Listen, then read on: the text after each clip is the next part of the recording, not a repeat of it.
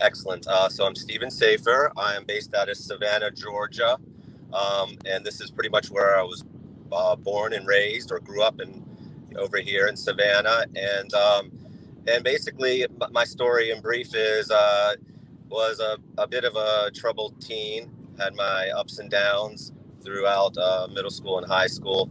Ultimately, ended up spending about 13 years in heavy metal, punk and metal bands, punk rock bands.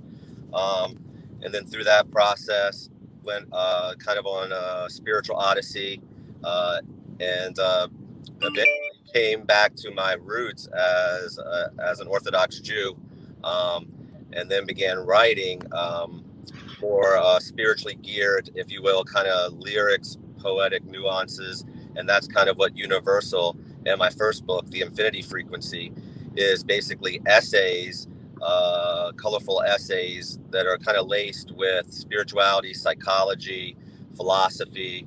And these books really are aimed at promoting personal growth, faith, and positivity. And that's kind of the. And are you still passionate about punk rock, or is that out the window? I still have respect for it, and I still enjoy it from time to Yeah. time. But for me, it was a nice place to live, to visit. Mm. But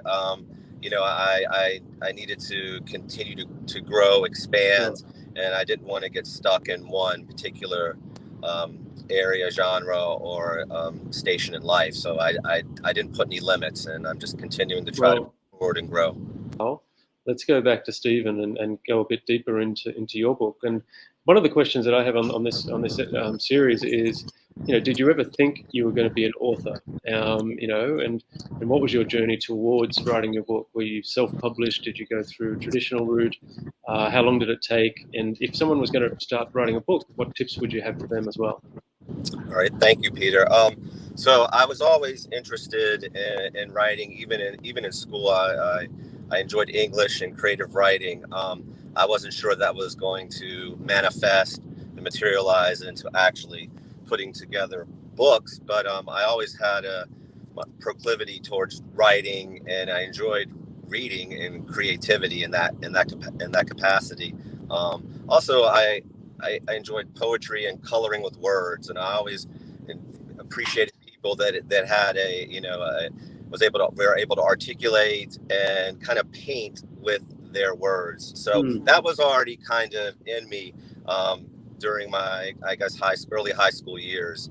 Um, as far as writing, both The Infinity Frequency and my latest book, Universal, if you can kind of get that there.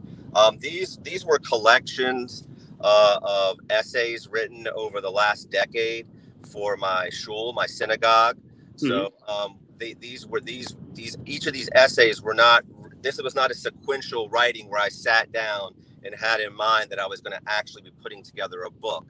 This is something that ultimately just began to kind of amalgamate over the years, and I looked back in my files, and I was like, I had like 80 some odd essays.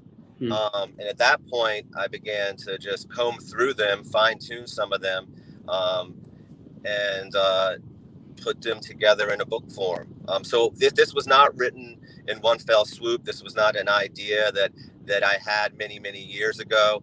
This was kind of an idea that just came upon me, and then already having the 10 years worth of material, I just began to kind of stack it in order to put out these two books. So there was no real intention there. As far as your Mm. question about putting together a book, I guess, putting together a book is in a more metaphorical way is kind of like a birth process. You have to, Yeah. it has to gestate for a while, right? And there's the embryonic stage, and then there's the suckling stage, and then there's the adolescent stage, and then there's the mature stage of the book, where the book is actually living and speaking to people and articulating its language. And this is something that takes time. Yeah. And there's two concepts in Jewish mysticism called chachma and bina. And the chachma is you have the spark of the idea. The bina is that you're able to take that spark and now you put circuitry to it, and then finally you bring it to a place of das, which is you're actually making it into this piece of knowledge that is transmittable to people, to self and to others. So it's kind of that through the lens of Jewish mysticism, is this chachma, bina, and das experience in writing. At least that's what I find. Pretty powerful concepts, right? Because if you've got those things, as part of your upbringing, then you're probably looking for ideas and how to turn them into reality over time, right? Exactly. So I haven't heard it expressed in such a sort of formal way, I guess, right? People might stumble across the ideas, but if you've got that framework, to me, the framework is critical. I felt like I had the content for probably 6 years ago, but I didn't have the process to complete it. And it was the equivalent of, like you say, giving birth, and not an easy process, right? Because Right. You put it away, you think, well, it's a silly idea, and then you think, well, no one's going to read it, no one's going to care, but just for your own benefit, I think, even if no one ever reads it, that the process of completing is powerful. It's such a catharsis. And I find, at least I can only speak for myself, that these two books, I'm writing above myself. I wrote above myself. I'm writing to an ideal. So it's almost like I'm not only speaking externally, but I'm also communicating internally. So I'm talking to myself, that I got a lot of work to do on myself. I need to be humble and make myself into a vessel so that this information can become reality. So it's not just written like I've reached these levels, or these, as they say in Hebrew, these madregos, these tiers. I'm not there yet either. So I'm writing also to myself to continue to strive, grow, and it is a cathartic experience. 100%. That resonates with me as well, because I at the bottom of my book, I write that it's version 0.0, which means it's just the foundation. I'm more interested in what happens next, which is kind of like the lean startup approach. It's like, that's my minimum viable product. I'm more interested in what happens when people read it and they say, hey, this reminds me of X, have you heard of Y, blah, blah, blah. And, it's an invitation for people to come out and start collaborating. So I'm more looking forward to what happens afterwards, which sounds a little bit similar to what you're talking about. 100%. Beautiful. Yep. Excellent. For Stephen, for instance, your books sound like they've got some serious substance in there. Like, what are the top few ideas that you'd love to share with everyone here?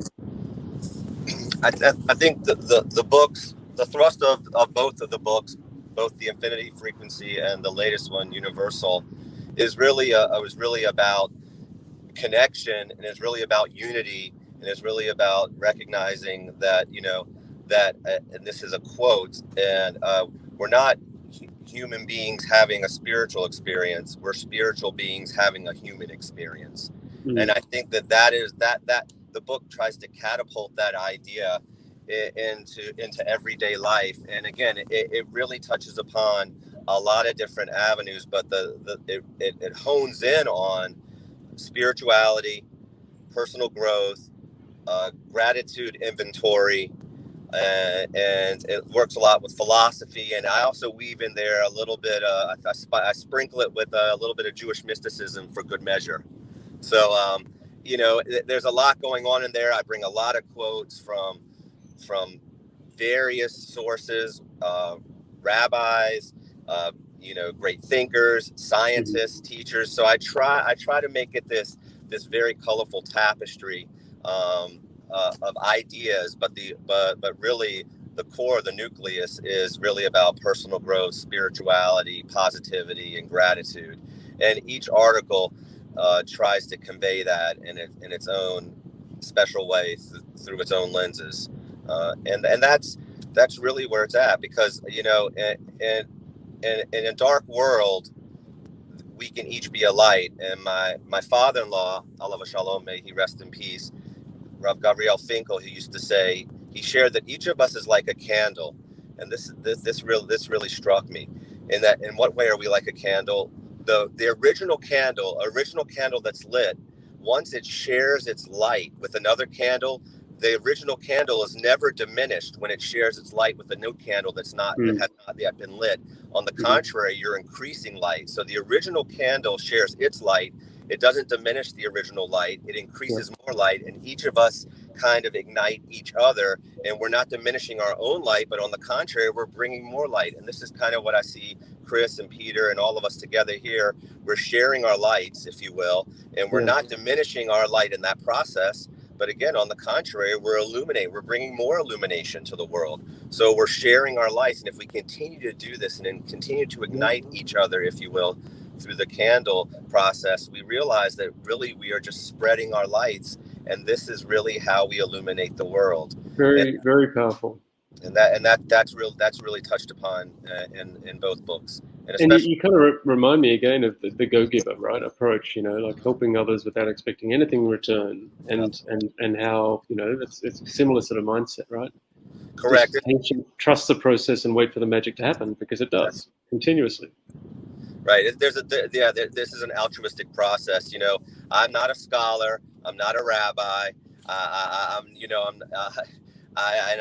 not here to put on any pretenses of the like. I'm just a simple person trying to spread light, positivity, and gratitude, and connect with other people and just ignite that circuit board and bring more beauty, positivity, health, and just all around sense of well-being to the world in the universe. Excellent. And you've children. How old are your children? I have three children, 14, 12, and 7. Fantastic. And have you've traveled around the world, or? Yeah, I've done some traveling. I mean, when I was in the punk and metal bands, I toured the States. I think I can't remember exactly, 38, 42. I can't recall the precise number. I've been overseas. I actually lived in Israel when I started that spiritual journey about 20 years ago. I was there for about 8 months, and that was beautifully intense. Now I'm a practicing psychotherapist at a psychiatric inpatient hospital, and have my own small private practice on the side. That's my career. And what instrument did you play? You were in these bands, or? Yes, I was actually. It depends on how you define vocals and singing. I was the lead screamer, shrieker, growler, chanter, disenchanter. So it depends. And you're on Spotify somewhere? YouTube, I think YouTube. I think what is it? Bandcamp. The stuff's out there. We might have to share some of these links later on, Chris. Yeah, it's definitely, it's abrasive. It's very heavy. Its content. There's darkness and there's light in it, but it's gritty. It's all gritty. Good. We all need to get through our teenage years somehow, right? Right, and this went on into my 20s. I think I ended up calling that my extended adolescence. Yeah, it was an extended adolescence, and but I'm so grateful to have been able to experience all that. And there's a great saying from the Zohar, which is another Kabbalistic text. It says, "Through the darkness of ordeals, the light of personal growth is revealed." Mm-hmm. And that's one of those again nuggets of wisdom that I try to continuously inculcate into my own life and share with other people, is that through the darkness of ordeals, the light of personal growth is revealed. And if we can use each thing that we go through, struggle, strife, it's really, if we use it as stepping stones rather than stumbling blocks, we can actually begin to grow internally and then externally. And we become more expansive rather than contractive. We expand rather than contract. And that's where we make more room for what Chris is talking about. Creating space is not a contraction. It's an expansion, right? Because if we're trying to make room and create space for others and self too to grow, we must not only be compassionate to others, but that compassion must encircle ourselves. And so that's through the darkness of ordeals, the light of personal growth is revealed. So that quote alone reminds me, my first book, Chris knows, I wrote an original book about 6 years ago, and more of it's a compilation. Not a fun situation, but I'll just describe it briefly, where my youngest sister-in-law went missing when she was 18 in Australia, and she's never been seen since. And that was That's about 19 years ago, and no closure. But along the way, as part of compiling her artwork, her poetry, her stories, I discovered, some of her friends that were looking for an opportunity to write about that and to contribute to something like this. And just one case study that came out of that was one of her friends who'd gone on to become a musician and form a band, release some CDs.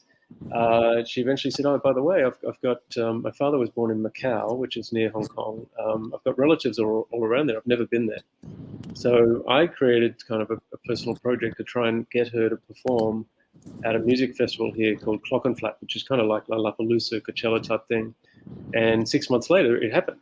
She came and stayed with us. She performed on stage. And went, something bad happened, but something small in a positive direction also happened. And then now we try to support her career. She performed at South by Southwest, and she was in New York when she released a second CD. And all these good things keep on sort of happening. If you add it up from publishing that first book, there's about 15 or more positive things that happened just because we took the time to document how creative the missing sister-in-law was. So anyway, lots of good logic in what you're talking about.